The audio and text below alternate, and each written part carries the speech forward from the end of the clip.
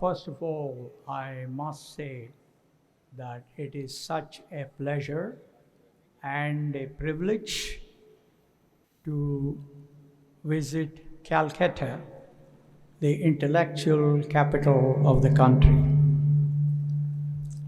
Chancellor, Vice Chancellor, members of the governing board, deans, faculty, staff, friends and families of the graduating students, distinguished guests, honorary degree awardees, and most importantly, the graduating students and the honorary degree awardees. My felicitations to you on this joyous occasion. I am indeed delighted to be part of the celebration of the success of the graduating class. Congratulations to the passing out students, their parents, their guardians, and their teachers. This is the time for you, the graduating students, to salute your parents, guardians, and teachers for their sacrifice and support to you during your successful marathon. Dear graduating students, graduation is a watershed event in one's life. Today, you are making a commitment to yourself and to the Indian society to be competent, informed, disciplined, honest, hardworking, proactive, fair, enthusiastic, and committed agents of our country's progress. Progress in every society requires an optimal utilization of the available resources. Competent engineers and scientists like you are scarce resources in a developing country like India. They must be leveraged optimally and even more carefully than the other resources like raw materials, finance, domestic and foreign investments, and infrastructure. This country has made impressive economic progress during the last 3 decades. The expectations of our citizens have been raised.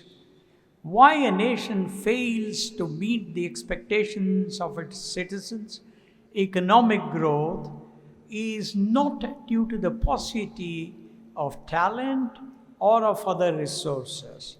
It is due to the lack of professionalism of the country's educated youth. Hence, I will talk to you today about the importance of professionalism for our country and how every one of you can become a high-quality professional. This is a topic close to my heart.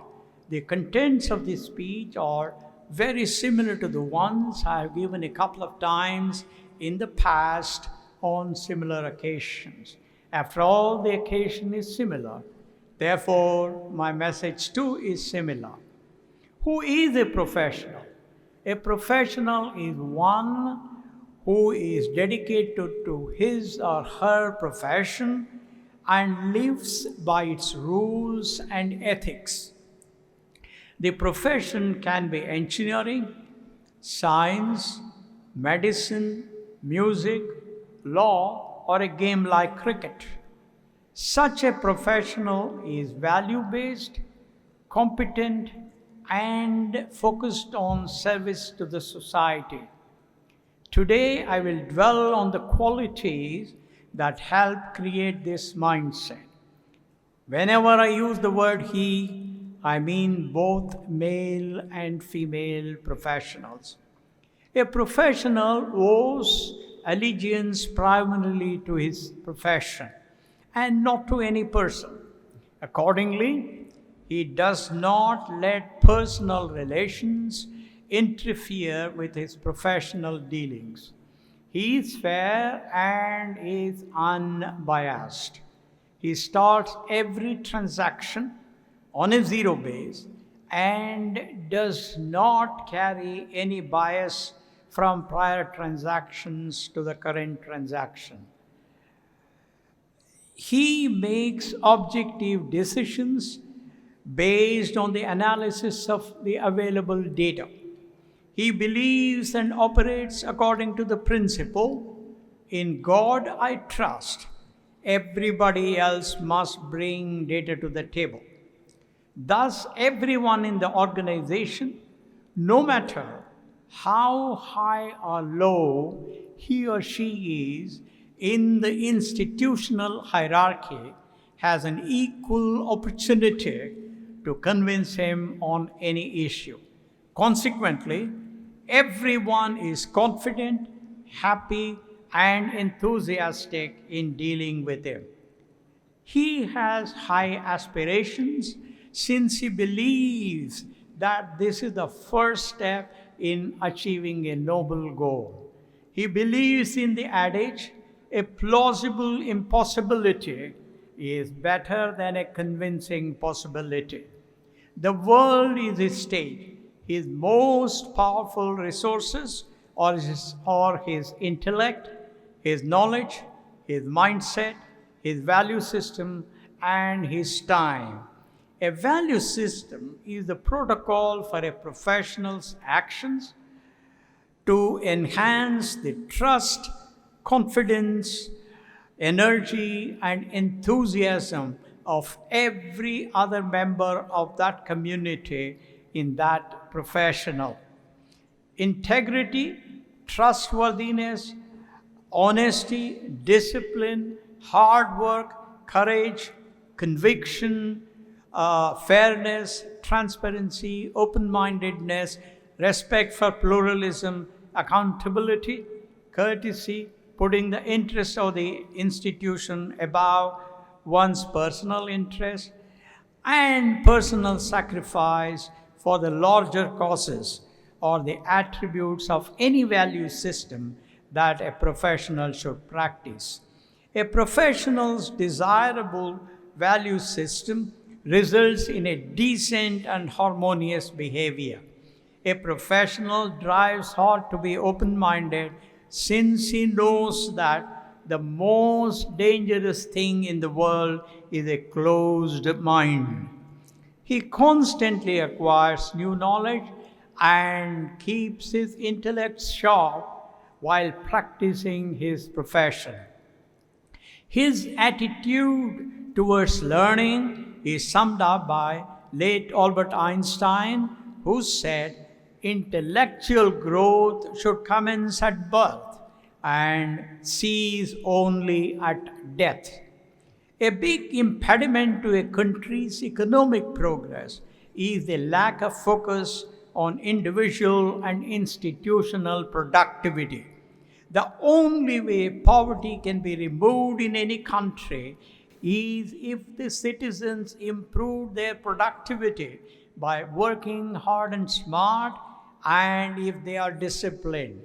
A professional uses his discipline, proaction, innovation, and hard work to improve his work and output productivity.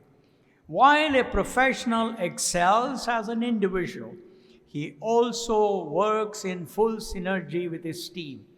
His teamwork is exemplified by the words of the American basketball legend Michael Jordan, that talent wins games, but teamwork wins championships. The best example of teamwork, my friends, is a symphony orchestra where several accomplished musicians work in harmony as a team under the direction of the conductor to produce music that is divine. Thus, every professional should operate like a musician in a symphony orchestra. This is particularly crucial in today's world where large and complex projects require outstanding teamwork. A professional's contribution to any organization, or his ability to think, to analyze, to ask Socratic questions, to draw logical conclusions, to learn from other people, to innovate, to articulate, and take quick and decisive actions to solve problems and make the context better. He achieves progress by taking tough and fair decisions in a transparent manner, by upholding his value system at all times, by always focusing on the institutional goals, and by maintaining the confidence, hope, enthusiasm, and energy of his team. Friends, we live in an increasingly globalized world. Global corporations operate in multiple countries across time zones in a seamless manner. They draw talent from where it is best available, produce where it is most cost effective, source capital from where it is cheapest, and sell where the markets are without being constrained by national boundaries. Hence, professionals must learn to deal with other cultures and other points of view confidently, courteously, and with respect. And of course, learn from other cultures. This requires the suppression of individual and national egos. Being confident and open-minded helps one to absorb the best practices from other cultures. While we operate in a global village, it is important for all of us to remember that without a national identity, professionals have no identity and no purpose. Therefore, the first duty of a professional is to contribute to his or her nation's progress. Such a progress depends on creating a lofty vision, converting it to actionable items, allocating resources based on merit to achieve success in these actions, shunning corruption, being disciplined, taking decisions and actions with a sense of alacrity, demonstrating excellence in executing these action items, and constantly monitoring the progress of the project and making mid-course corrections when necessary. Your responsibility to drive progress is even more compelling in a developing country like India, where your less fortunate brethren have made huge sacrifices to provide you, the passing out graduates, with good education. While you have received education from this prestigious institution, many of our citizens do not have access even to secondary education, clean air, potable water, electricity, minimum nourishment, at least a skeletal shelter, and basic health care.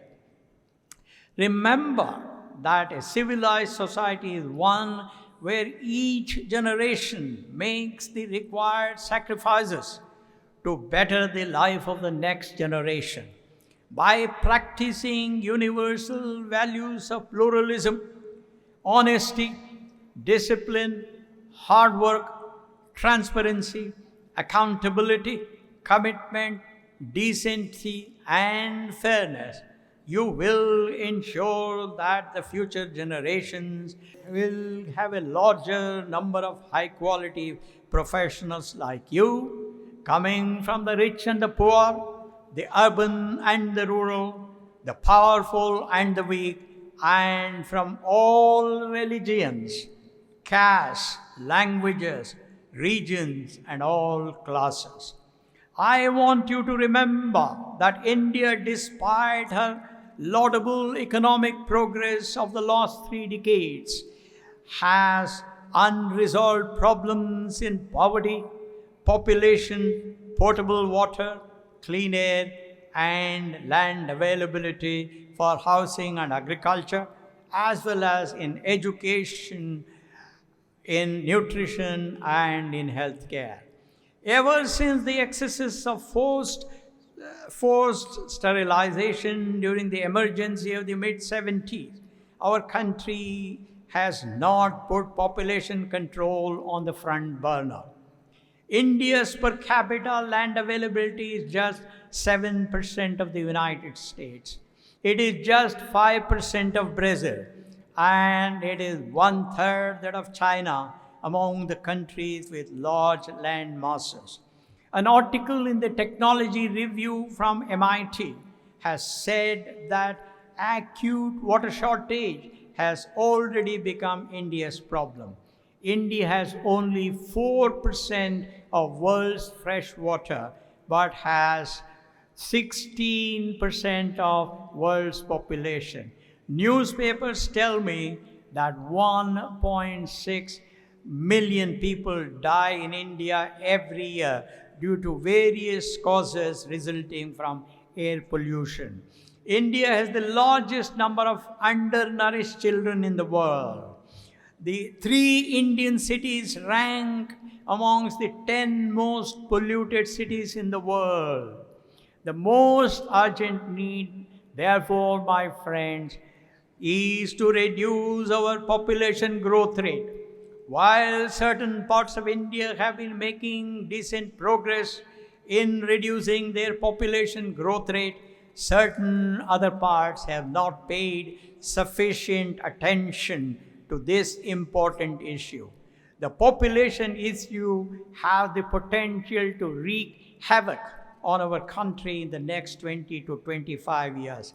Therefore, my young friends, please emphasize the importance of reducing population growth rate in every gathering that you are part of.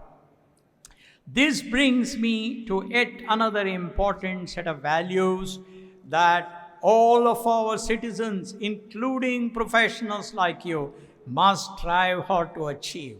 President Franklin D. Roosevelt defined a true democracy as having 4 freedoms: freedom of expression, freedom of faith, freedom from fear, and freedom from want.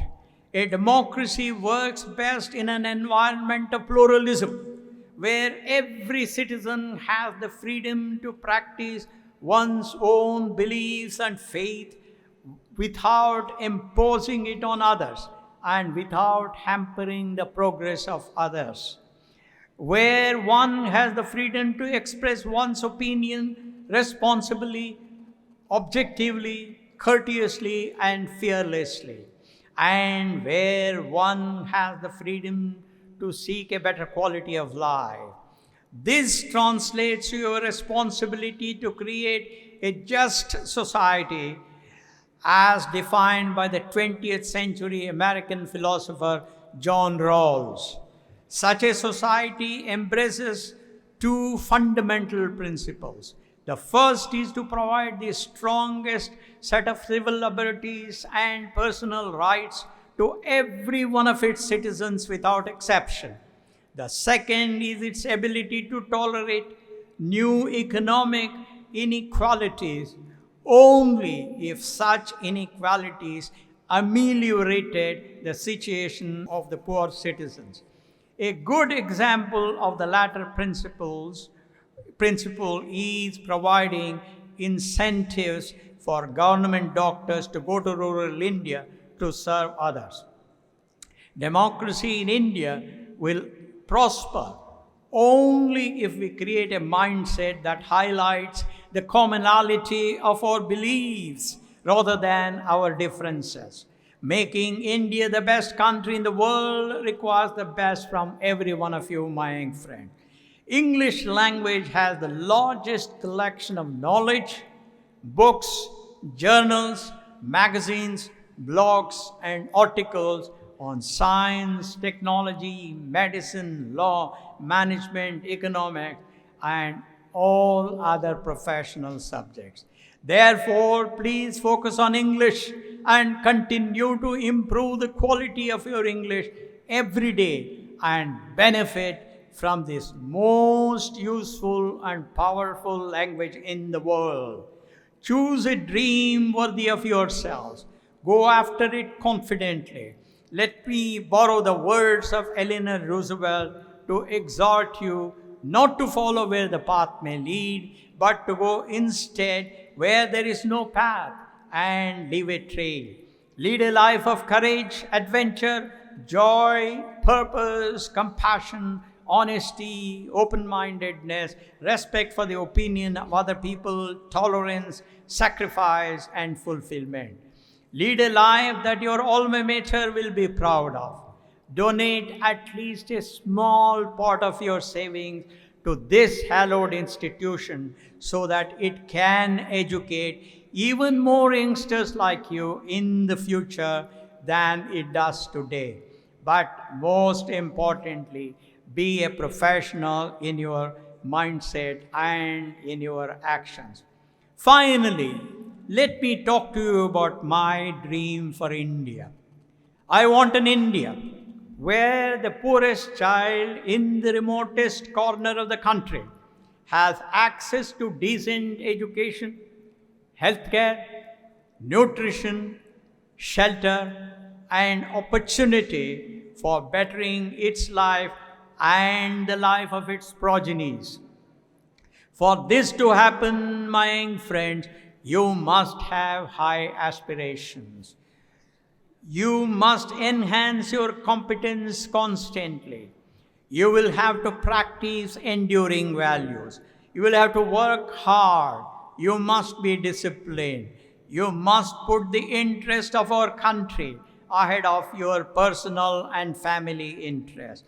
You should become globally competitive in innovation and productivity. I am confident that you will fulfill the obligations bestowed on you this day by the Chancellor, the Co-Chancellor, the Vice-Chancellor and the Pro-Chancellors, the deans, the faculty, and your seniors. My best wishes to every one of you in this aspirational task. Thank you very much.